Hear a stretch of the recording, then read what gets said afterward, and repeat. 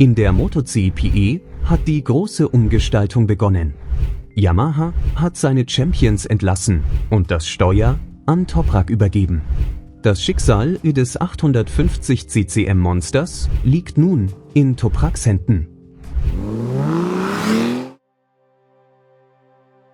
Die MotoGP-Welt erlebt mit der offiziellen Ankündigung von der Rennstrecke in Brünn einen der härtesten Machtkämpfe ihrer Geschichte. Der japanische Hersteller Yamaha hat seine aktuellen Stars vollständig aus dem äußerst kritischen und geheimen Testprogramm für die Prototypen der nächsten Generation ausgeschlossen, das in der nächsten Zeit stattfinden wird. Die Stammfahrer des Teams, Fabio Quartararo und Alex Rins, wurden von dieser Aktion, die alle technischen Details der Zukunft umfasst, vollständig ausgeschlossen. Anstatt die Verantwortung für das technische Feedback im Rahmen des milliardenschweren neuen Investitionsplans an den aktuellen Meisterkader zu übertragen, hat die Werksleitung einen radikalen Strategiewechsel vollzogen. Diese klare Entscheidung stellt die Hierarchie in der Box auf den Kopf und sendet gleichzeitig eine sehr deutliche Botschaft hinsichtlich der Zukunft des Teams. Bei dieser groß angelegten Umstrukturierung, bei der die amtierenden Champions aus dem Rennen genommen wurden, richteten die Yamaha-Ingenieure all ihre Hoffnungen auf unseren Nationalfahrer Toprak Razgatlioglu und machten ihn zu ihrem wichtigsten Bezugspunkt. Unser erfolgreicher Fahrer, der für Pramac an den Start geht, wurde im Gegensatz zu den Fahrern, die das Team verlassen werden, zum einzigen aktiven Rennfahrer ernannt, der die zukünftige technische Struktur der Marke mitgestalten soll. Dieser Schritt des Herstellers geht weit über eine reine Testaufgabe hinaus und ist ein offizieller Beweis für das enorme Vertrauen in die technischen Fähigkeiten unseres Fahrers. In diesem kritischen Prozess, der fernab der Kameras und hinter verschlossenen Türen stattfinden wird, ist Toprak gemeinsam mit Testfahrer Augusto Fernandez die einzige Kraft, die den Kurs des japanischen Giganten bestimmen wird. Die Ära der aktuellen Motorblöcke mit 1000 Kubikzentimeter Hubraum geht mit Inkrafttreten des neuen Regelwerks offiziell zu Ende. Die neuen Prototypen, die in Brünn auf die Strecke gehen werden, verfügen über eine völlig andere technische Architektur mit einem Hubraum von 850 Kubikzentimeter. Diese radikale Verkleinerung des Hubraums wird die Drehmomentcharakteristik der Motoren in Kurven, die Leistungsverteilungskurven und die mechanische Balance von Grund auf verändern. Nicht nur der Hubraum, sondern auch die Reduzierung der Aeroflügel und der Verzicht auf Fahrwerkshöhenverstellung bilden die Grundlage dieses neuen Pakets. Inmitten dieser technischen Komplexität benötigen die Ingenieure ein absolut unverfälschtes Fahrgefühl, um den Charakter des neuen Motorblocks zu entschlüsseln. Ein weiterer entscheidender Aspekt dieser geheimnisvollen Testaktion ist der grundlegende Wechsel des Reifenlieferanten.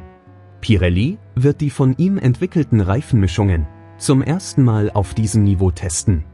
Dies stellt für Toprak Razgatlioglu, der viele Jahre in der World SBK-Serie gefahren ist und 3 Weltmeistertitel gewonnen hat, einen enormen Vorteil dar.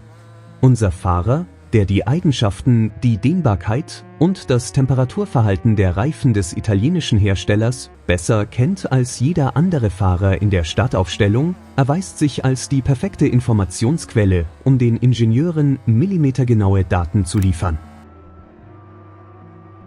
Hinter der Entscheidung von Yamaha, den amtierenden Weltmeister Fabio Quartararo vollständig von diesem Programm auszuschließen, steht ein sehr strenger unternehmerischer Schutzreflex. Die Unruhe auf dem Fahrermarkt und die Verträge für die neue Saison stellen eine ernsthafte Gefahr für die geheimen Forschungs- und Entwicklungsdaten dar, die die Hersteller derzeit erarbeiten.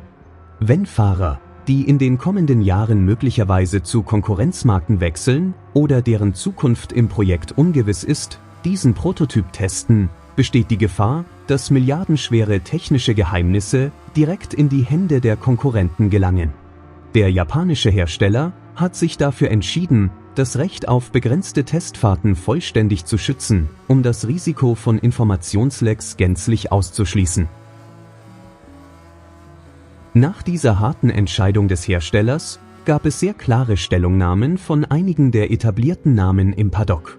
Der ehemalige Weltmeister Quartararo wies darauf hin, dass es sich um eine rein kommerzielle und nachvollziehbare Strategie handele und erklärte, er werde den Montag lieber mit seiner Familie verbringen, anstatt auf der Rennstrecke zu sein.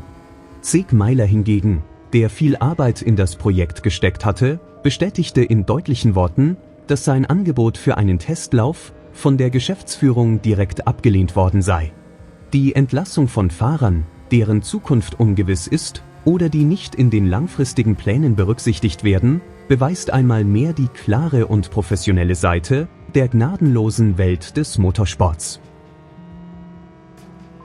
Diese Veranstaltung, die auf der Rennstrecke von Brno stattfinden wird, unterliegt völlig anderen Regeln als die üblichen Rennwochenenden. Die Testfahrt wird komplett hinter verschlossenen Türen stattfinden, ohne Zugang für Presse und Publikum. Am wichtigsten ist jedoch, dass die offiziellen Zeitmesssysteme vollständig deaktiviert werden.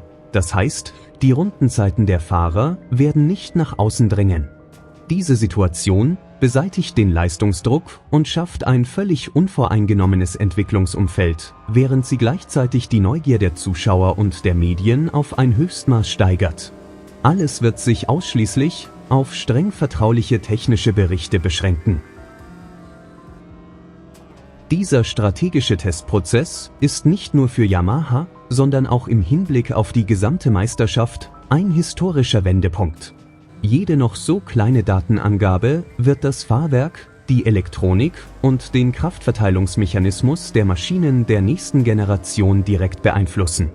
Dass Toprak Razgatlioglu in dieser entscheidenden Phase die Führung übernommen hat, bestätigt bereits jetzt, dass er einer der größten Titelanwärter im zukünftigen MotoGP-Fahrerfeld sein wird.